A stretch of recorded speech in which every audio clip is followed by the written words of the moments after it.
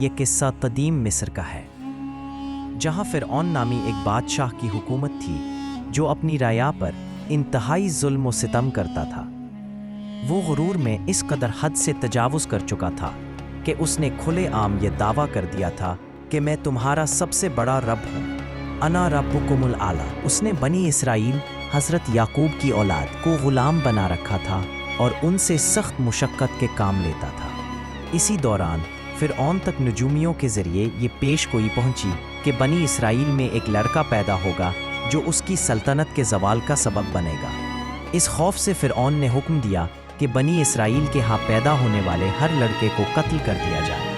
صندوق میں نجات اس ظلم کے دور میں حضرت موسیٰ علیہ السلام پیدا ہوئے۔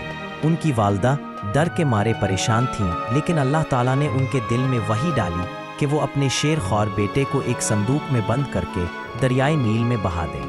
اللہ کی حکمت دیکھیے، یہ صندوق بہتا ہوا فرعون کے محل کے قریب پہنچ گیا اور اسے فرعون کی نیک سیرت بیوی حضرت آسیہ رضی اللہ عنہا نے اٹھا لیا۔ جب فرعون نے بچے کو قتل کرنے کا ارادہ کیا تو حضرت آسیہ نے مداخلت کی اور کہا، یہ میری اور تمہاری آنکھوں کی ٹھنڈک ہے، اسے قتل نہ کرو، ہو سکتا ہے یہ ہمارے لیے فائدہ مند ہو یا ہم اسے بیٹا بنا لیں۔ فرعون نے بادل ناخواستہ یہ بات مان لی۔ اس طرح حضرت موسیٰ جو اس کی سلطنت کے لیے خطرہ تھے، اللہ کے حکم سے فرعون کے اپنے گھر میں پرورش پانے لگے۔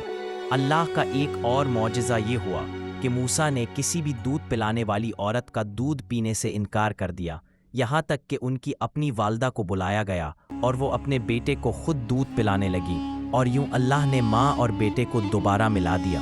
مدین کی طرف ہجرت اور نبوت کا تقرر۔ جب حضرت موسیٰ جوان ہوئے تو ایک دن انہوں نے ایک مصری کو ایک اسرائیلی پر ظلم کرتے دیکھا۔ انہوں نے مداخلت کی اور مصری کو گھونسا مارا، جس سے وہ فوراً مر گیا۔ ندامت محسوس کرتے ہوئے موسیٰ نے اللہ سے مغفرت طلب کی اور اللہ نے انہیں معاف کر دیا۔ جب فرعون کو اس واقعے کی خبر ہوئی اور اس نے گرفتاری کا حکم دیا تو ایک خیر خواہ نے موسیٰ کو خبردار کیا اور وہ مصر سے بھاگ کر میڈین چلے گئے۔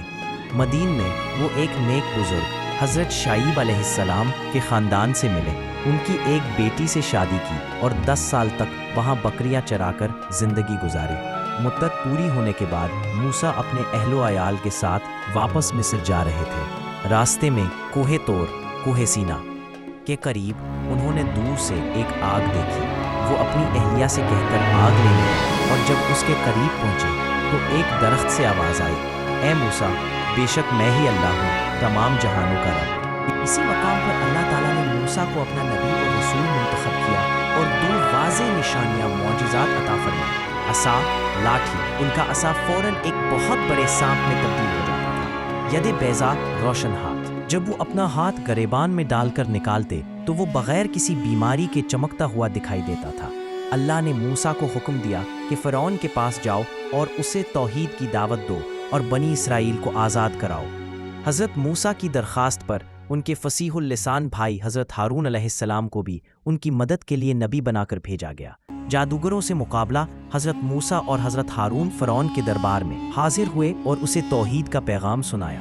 فرعون نے مذاق اڑایا اور معجزے کا مطالبہ کیا۔ فرعون نے پورے مصر کے بہترین جادوگروں کو جمع کیا اور ایک بڑے دن ان سے مقابلے کا اعلان کیا۔ جادوگروں نے اپنی رسیاں اور لاٹھیاں زمین پر پھینکیں جو لوگوں کو سانپوں کی طرح رینگتی ہوئی محسوس ہوئی۔ یہ صرف ایک جادوئی فریب تھا۔ پھر اللہ کے حکم سے حضرت موسیٰ نے اپنا عصا پھینکا اور وہ ایک بہت بڑا سانپ بن گیا جس نے جادوگروں کی تمام رسیوں اور لاٹھیوں کو نگل لیا۔ جادوگروں نے فوراً جان لیا کہ یہ کسی انسان کا جادو نہیں بلکہ اللہ کی طرف سے معجزہ ہے۔ وہ اسی وقت سجدے میں گر پڑے اور اعلان کیا، ہم موسیٰ اور ہارون کے رب پر ایمان لائے۔ فرعون اس پر بہت غضبناک ہوا اور ان سب کو سخت ترین سزا دی، لیکن جادوگروں کا ایمان پختہ رہا۔ فرعون کی ہلاکت خیز ضد، جادوگروں کی شکست اور واضح نشانیوں کے باوجود فرعون نے ایمان لانے اور بنی اسرائیل کو آزاد کرنے سے انکار کر دیا۔ اس سرکشی کے نتیجے میں اللہ تعالیٰ نے فرعون اور اس کی قوم پر عذاب کے طور پر لگاتار 9 نشانیاں، آفات بھیجے جن میں طوفان، ٹڈیاں، جوئیں، مینڈک اور خون کی آفتیں شامل تھیں۔ فرعون کے لیے پانی خون بن جاتا، جبکہ بنی اسرائیل کے لیے وہ پانی ہی رہتا۔